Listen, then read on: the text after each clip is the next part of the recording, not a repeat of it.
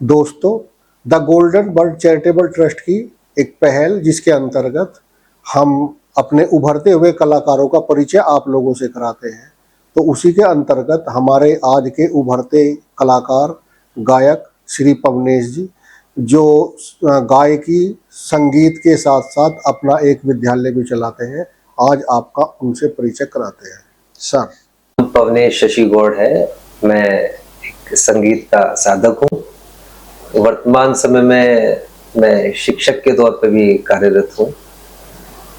मैं मूल रूप से मेरठ के ही एक ग्राम अमेड़ा आदिपुर से ताल्लुक रखता हूँ। वर्तमान समय में वहीं गंगानगर में रहता हूँ। मैं शिक्षक के तौर पर वैसे मैं अपनी सेवाएं दे रहा हूँ, लेकिन इसके साथ ही साथ कुछ बच्चों को व्यक्तिगत तौर पर भी प्रशिक्षित कर रहा हूँ। मैं और मेरी जो धर्मपत्नी है वो भी इसी विषय में कार्यरत है। एक गायक के तौर पर समय समय पर अपनी प्रस्तुतियां समाज में देता रहता हूँ, जिससे कि शास्त्रीय संगीत का प्रचार हो सके। मेरी शिक्षा मूल रूप से मेरठ में ही संगीत की हुई, जिसमें मुझे मेरा सानिध्य है मेरे गुरु ब्रह्मलीन प्रेम शर्मा जी का मुझे सानिध्य प्राप्त हुआ।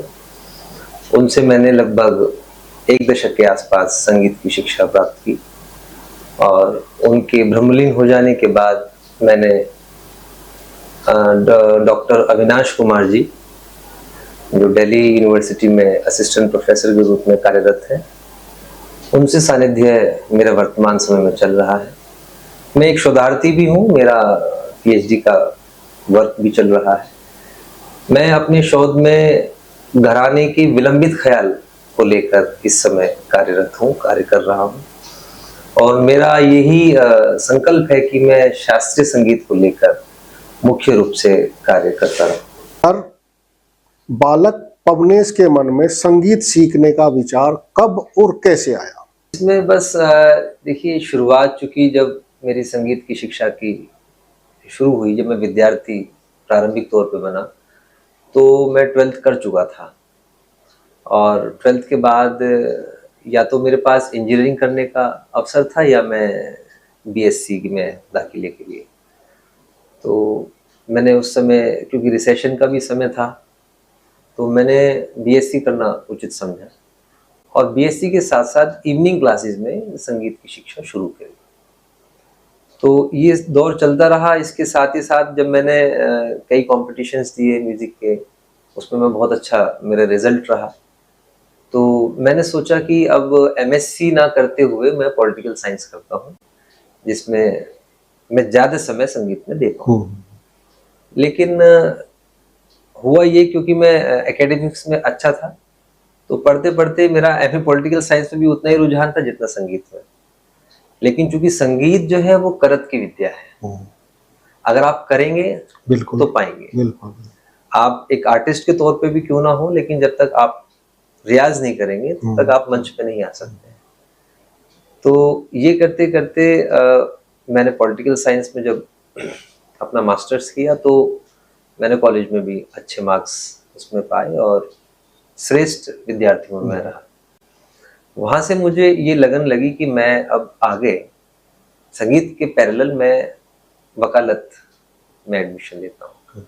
तो मैंने एलएलबी किया और उसके साथ ही फिर मैंने उसमें मास्टर्स किया। अपराध शास्त्र में मेरा एलएलएम है। ठीक।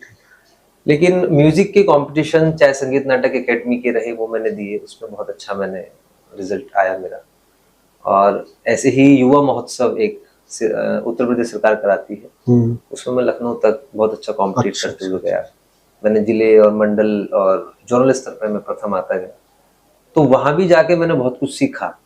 मैंने देखा कि जो अग्रणी विद्यार्थी संगीत में रियाज करके आगे बढ़ रहे हैं, वो इतने अच्छे स्तर पर काम कर रहे हैं, वो मात्र 14-15 साल के विद्यार्थी। तो वहां से मुझे और ललक मिली जब मुझे बनारस के, इलाहाबाद के विद्यार्थी मिले, कलाकार मिले, कि हाँ, मुझे मेरठ में भी कुछ ऐसा काम करना है शास्त्रीय संगीत के लिए, जो अब तक नहीं हुआ। मैंने ऐसा सुना है कि मेरठ में कभी एक ऐसा दौर था, ऐसी बयात थी शास्त्रीय संगीत की, क्योंकि देखिए मेरठ में अजाड़ा घराना तबले का है, हमारे उस्ताद लोग काम कर रहे हैं। शहनाई में भी बहुत अच्छा काम हमारे यहाँ के लोग कर रहे हैं, लेकिन ख्याल गायकी को लेकर थोड़ा अभाव है। तो इसको ध्यान में रखते हुए मैंने ये सोचा है जीवन में कि मैं इसमें ख्याल गायकी को लेकर अपने यहाँ के, अगर मेरठ या मेरठ मंडल के आसपास जो जिले हैं उसमें अगर विद्यार्थियों को आगे मैं बढ़ा सकूं, तो ये मेरे लिए इस जीवन में बहुत बड़ी सफलता हो। तो यही ध्यान में रखते हुए जब मैंने वकालत के दौर में कॉलेज में थोड़ा सा एक्टिव भी हम रहे, क्योंकि एक्टिविटीज में रहते थे, वहीं फिर छात्र संघ के चुनाव लड़ने का भी मुझे अवसर मिला, जो कि मैंने बहुत अच्छे स्तर पे लड़ा और काफ़ी फॉलोइंग्स मेरी उस दौर में बढ़ी, जो आज तक भी है। लेकिन मेरा मन जो था वो कहीं शांत होने का, कहीं एक एकाग्र होने का था। तो वो साधना का जो एक मुझे पथ मिला, वो शास्त्रीय संगीत में ही मिला। तो मेरे पास मैंने कुछ समय के लिए कचहरी में जाके कोशिश करी, लेकिन वहाँ के वातावरण के अनुरूप शायद मैं नहीं बने थे, नहीं बना था, या ये कह लीजिए कि शास्त्रीय संगीत में आके मैं वो चीज छोड़ चुका था जो एक कोर्ट में माहौल होता है।